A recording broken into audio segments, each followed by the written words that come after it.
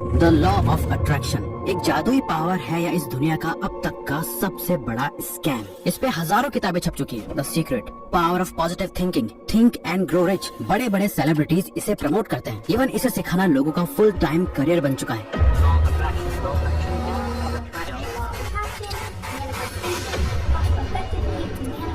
अब या तो ये सब सच बोल रहे हैं या फिर ये एक मॉडर्न डे सुपरस्टिशन और अंधविश्वास है जिसकी एक कल्ट फॉलोइंग बन चुकी है। जिस पूरे आइडिया का यूज करके $1 मिलियन की इंडस्ट्री खड़ी हो गई है, जहाँ से लोगों को बेवकूफ बनाकर करोड़ों रुपए बनाए जा रहे हैं और लोगों को सपने बेचकर एक फुल फ्लैज बिजनेस और धंधा बना लिया है। लेकिन लॉ ऑफ अट्रैक्शन है क्या, और मोर इम्पोर्टेंटली ये क्या नहीं है? क्या ये एक लॉजिकल और साइंटिफिक तरीका है अपने गोल्स और सपनों को अचीव करने का, या फिर बस ये एक हवा में बातें हैं? और अगर ये सच में काम करता है तो आप इसे प्रैक्टिकली कैसे इस्तेमाल कर सकते हो? वीडियो को एंड तक देखते रहिए और आपको इन सारे सवालों के जवाब मिल जाएंगे और ये आपकी लाइफ और सोच को हमेशा के लिए चेंज कर देगी लॉ ऑफ अट्रैक्शन को लेके।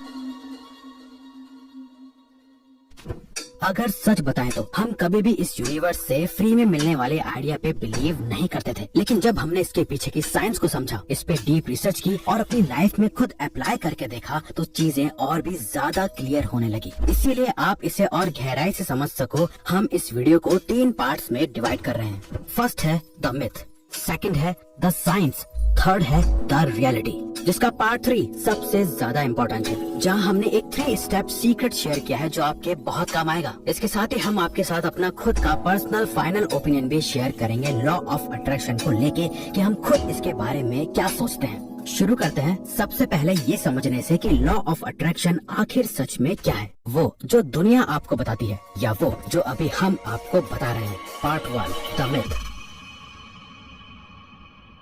Law of attraction by definition कहता है, the law of attraction is a universal principal that states you will attract into your life whatever you focus on. यानी ये एक यूनिवर्सल प्रिंसिपल है जो कहता है कि आप अपनी लाइफ में वही चीजें अट्रैक्ट करोगे जिन पर आप फोकस करते हो। जिसका मतलब अगर आप अपने किसी सपने यानी ड्रीम या गोल को अपने दिमाग में विजुअलाइज करते रहोगे तो एक न एक दिन वो सपना सच हो जाएगा। आप पैसों के बारे में सोचोगे तो आप अमीर हो जाओगे। आप अच्छी हेल्थ के बारे में सोचोगे तो आप फिट हो जाओगे। आप हर दिन अफर्मेशंस का मंत्र पढ़ते जाओ और जो भी आप बोलोगे वो सच होता जाएगा। अब ऑनेस्टली हमारे जैसे किसी भी प्रैक्टिकल और रैशनल थिंकिंग वाले पर्सन के लिए इस पे यकीन कर पाना बहुत मुश्किल है।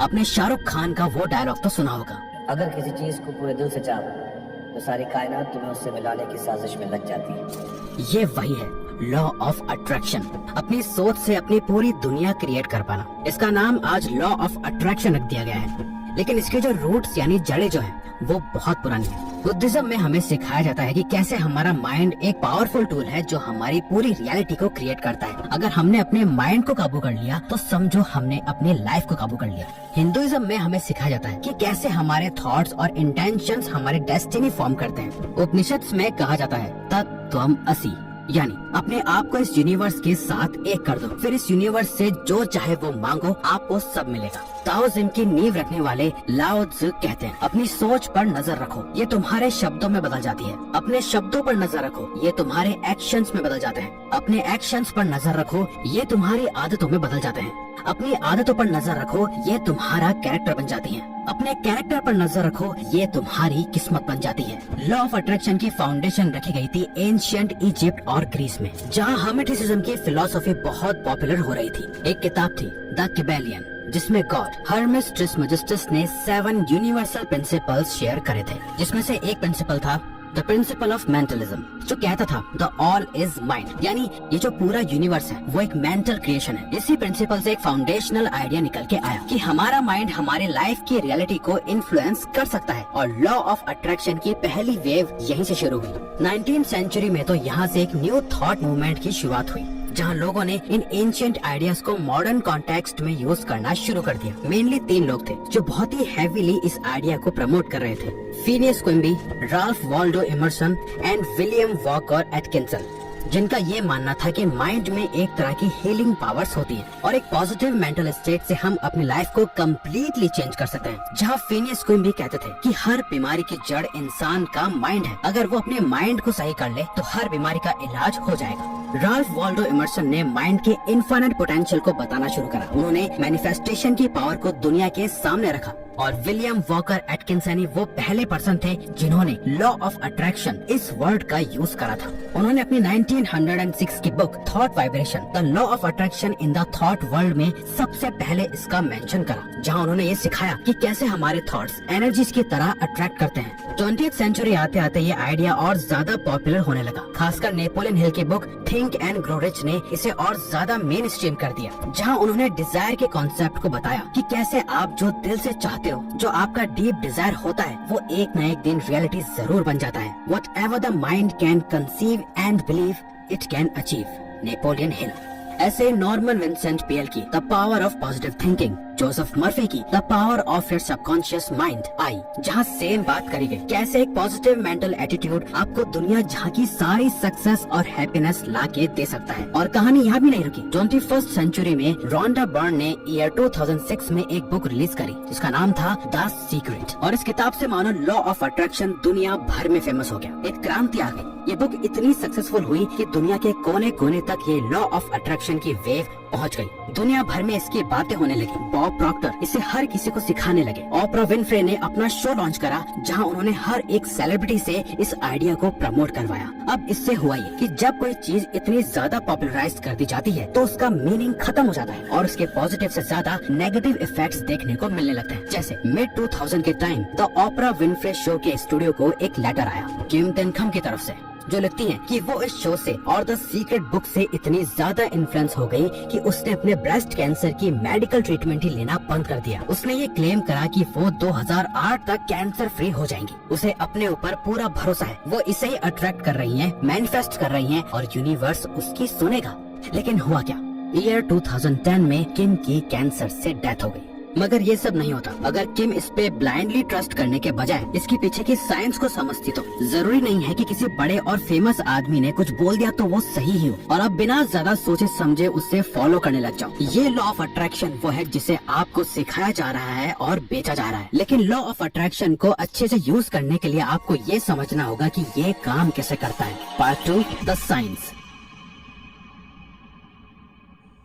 साल 1954 की बात है। उस टाइम की कन्वेंशनल विजडम के अकॉर्डिंग 4 मिनट से कम टाइम में 1 माइल तक रनिंग करना इम्पॉसिबल था। साइंटिस्ट ने ये तक कह दिया था कि इतना तेज भागना ह्यूमन बॉडी की कैपेसिटी से बाहर है, ये इम्पॉसिबल है। इससे ज्यादा पुश करा तो सीवियर इंजरी होने का खतरा है। और कुछ ही दिनों बाद 5 मई को रॉजर बैनिस्टर ने 3 मिनट्स 59 सेकंड्स में 1 माइल को कंप्लीट करा और सब शॉक्ड हो गए कि ये कैसे पॉसिबल है। और उसके 6 हफ्ते बाद एक ऑस्ट्रेलियन एथलीट ने ये टारगेट 3 मिनट्स एंड 58 सेकंड्स में कंप्लीट कर लिया। आपको पता है 1954 से लेकर अब तक कितने लोगों ने इस 4 मिनट के बैरियर को क्रॉस कर दिया है, जिसे करना इम्पॉसिबल था? 1663 लोगों ने, जिनमें तो कुछ हाई स्कूल स्टूडेंट्स भी शामिल हैं। जिसने इस रिकॉर्ड को सबसे पहले तोड़ा था रॉजर बैनिस्टर आगे जाके एक न्यूरो साइंटिस्ट बन गए, जिन्होंने बताया कि इस रिकॉर्ड को तोड़ने के लिए उन्होंने अपनी बॉडी से भी ज्यादा अपने माइंड को स्ट्रॉन्ग बनाया। ये जो 4 मिनट्स का टारगेट था ये उनके दिमाग में था। वो दिन रात इस रेस को विजुअलाइज करते रहते थे, अपने आप को हर एक स्टेप लेते सोचते रहते थे। उन्होंने ये सब करके दिखाया क्योंकि वो ऑलरेडी इस रेस को अपने माइंड में 1000 से भी ज्यादा बार जीत चुके थे। अब इसे आप लॉ ऑफ अट्रैक्शन कह सकते हो, लेकिन साइंस में इसे न्यूरोप्लास्टिसिटी कहते हैं। जब आप किसी चीज पे डीपली बिलीव करने लग जाते हो तो आपके ब्रेन के न्यूरल पाथवेज स्ट्रॉन्ग होने लगते हैं। जो चीज एक टाइम पर दुनिया के लिए इम्पॉसिबल लग रही होती है वो आपके माइंड में प्रैक्टिकली पॉसिबल हो जाती है। आपके माइंड के कनेक्शंस इतने ज्यादा स्ट्रॉन्ग हो जाते हैं तो इससे एक सबसे इम्पोर्टेंट चीज होती है, आपका माइंड, आपकी बॉडी और आप मिलकर उस एक चीज पे अपना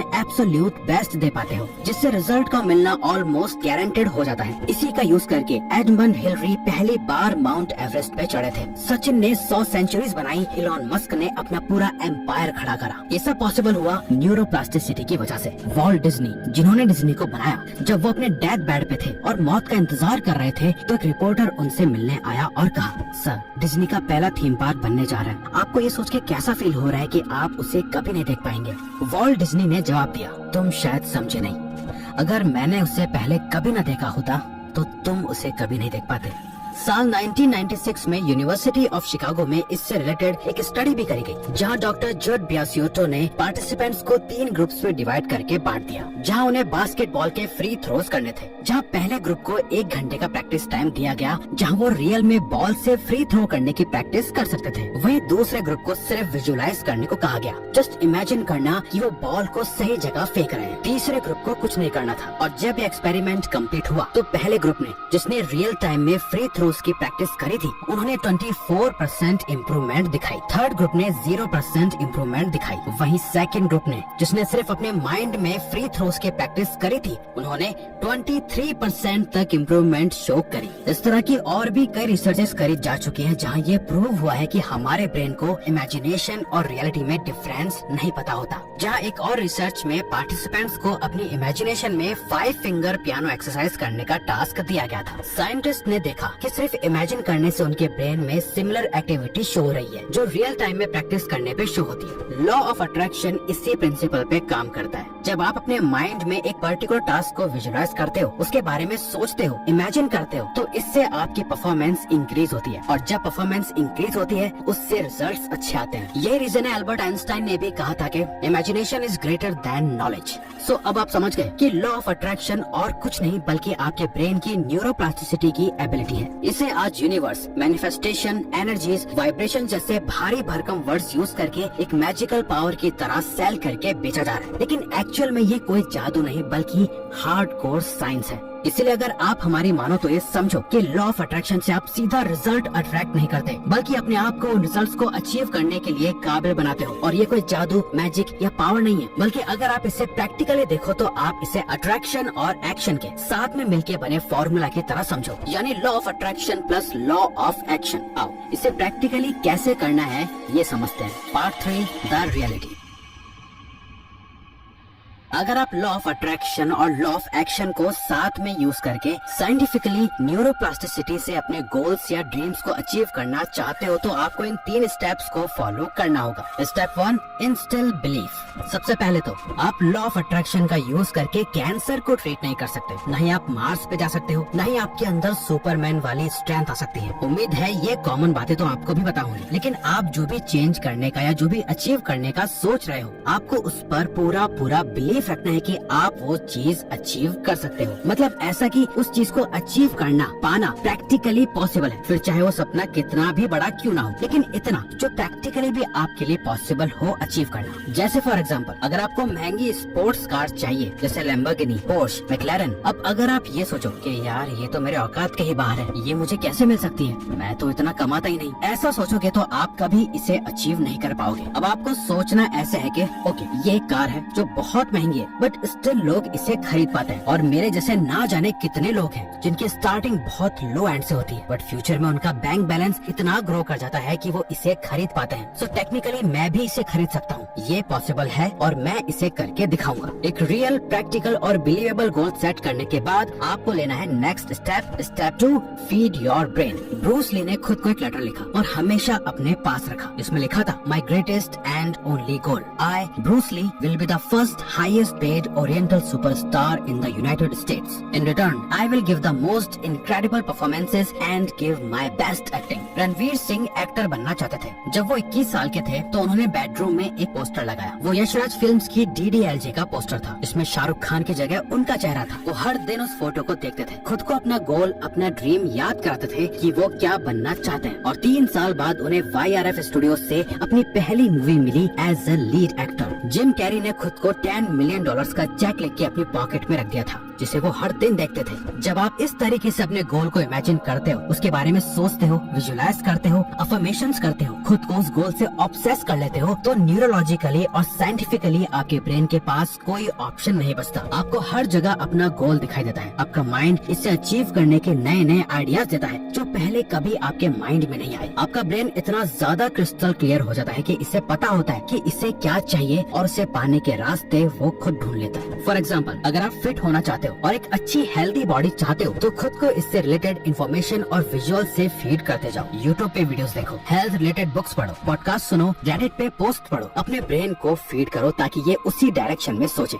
स्टेप 3, टेक सपोर्टिव एक्शंस। और लास्ट, आपने जो कुछ भी सोचा है, जो कुछ भी विजुअलाइज करा, आपको उसके सपोर्ट में एक्शन लेने ही पड़ेंगे, वरना कुछ भी नहीं होने वाला। जैसा हमने पहले भी बताया, लॉ ऑफ अट्रैक्शन आपको रिजल्ट्स लाके नहीं देगा, ये आपको रिजल्ट्स लाने के काबिल बनाएगा, बट एक्चुअल में रिजल्ट्स आएंगे कैसे? आपके एक्शन से। बिना एक्शन के लॉ ऑफ अट्रैक्शन भी कुछ नहीं बदल सकता। आप चाहे कितना भी हेल्दी फिट बॉडी के बारे में सोच लो, 6 पैक्स एब्स के बारे में सोच लो, बिगर बाइसेप्स के बारे में सोच लो, अफर्मेशंस कर लो, विजुअलाइजेशन, मैनिफेस्टेशन, हर जगह अपने आइडियल फिजिक की फोटो लगा के उससे रोज देख लो, कुछ नहीं होने वाला जब तक अट्रैक्शन एक्शंस के बिना है। और अट्रैक्शन में ही छुपा है एक्शन, ये बात याद रखना। आपके सपने सिर्फ लॉ ऑफ अट्रैक्शन से नहीं बल्कि एक्शन से पूरे होंगे। और पर्सनली हम खुद ये मानते हैं कि कोई भी एक्शन लेने के लिए पहले उस गोल या ड्रीम के लिए अट्रैक्शन तो होना ही चाहिए, क्योंकि अट्रैक्शन से ही आप सही डायरेक्शन में एक्शंस लोगे। लेकिन वो अट्रैक्शन तभी सोच से रियलिटी में बदलेगा जब एक्शंस होंगे। ये दोनों ही आपस में लिंक है अगर आपको लाइफ में कुछ अचीव करना है लाइफ। तो अगर आपको ये वीडियो अच्छी लगी तो वीडियो को लाइक और चैनल को सब्सक्राइब करके हमें सपोर्ट करो और बेल नोटिफिकेशन ऑन कर लीजिएगा ताकि आप आने वाली वीडियोस मिस न कर पाओ। Thank you for watching.